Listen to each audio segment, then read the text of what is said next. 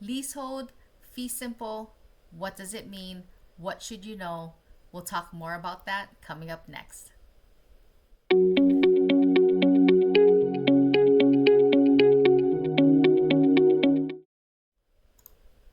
I'm Loni Mercado, your Hawaii home hunter with eXp Realty. Today I'm going to give you a quick overview of what leasehold is. So when you're looking at property and you see that, you can kind of get an idea and decide whether or not it's right for you. First things first, fee simple. It's pretty basic, just like you would own property anywhere else. You buy it, you own it, you can sell it, you can pass it to your heirs. Very simple. In Hawaii, we have leasehold, which is somewhat unique to Hawaii, and the main lessee of leasehold properties is Kamehameha School's Bishop Estates, which is the largest private trust in America. They are an entity that descended from the Hawaiian Kingdom. So their last heir of the Hawaiian Kingdom had large land holdings all over the state and left it to a trust to benefit the children of Hawaii, which also funds Kamehameha Schools, a private school here in Hawaii for Hawaiian children.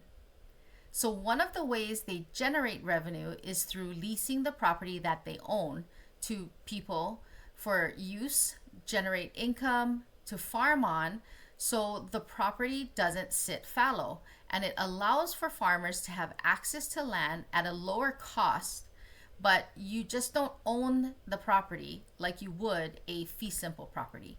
So what does it mean to be leasehold? Leasehold means that you are entering into an agreement to use and hold that property like you own it for a specified period of time.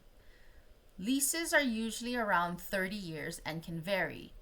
Basically, you have ownership of that property to do what you want with it, to farm, to live, make improvements to, for the time your lease is in effect. There are some other costs in addition that are rolled in, such as a lease rent. Some of the leases also have a component where part of the production of the farm needs to be paid to Kamehameha Schools. So you need to consider all of those things before considering a leasehold property. It can be a very good option to obtain a property at a significantly lower price than a fee simple property if you're looking to do some kind of agricultural venture. The other aspect to leasehold is we do have leasehold condos that are not necessarily owned by Kamehameha Schools, but there are some that are owned by private owners that turn them into a leasehold property. There are many vacation rental condos and oceanfront condos that are leasehold, and you'll see them because the price is great. And a lot of times it depends on how long the lease is, because as the lease gets shorter, and this is the big difference between a fee simple and a leasehold property, is that with fee simple properties, normally over time it appreciates. With a leasehold property, over time it actually depreciates. The shorter the lease gets, the less you can get in the resale of that property. That's why sometimes you'll see a property at a really great price, but there may only have 10 years left on the lease.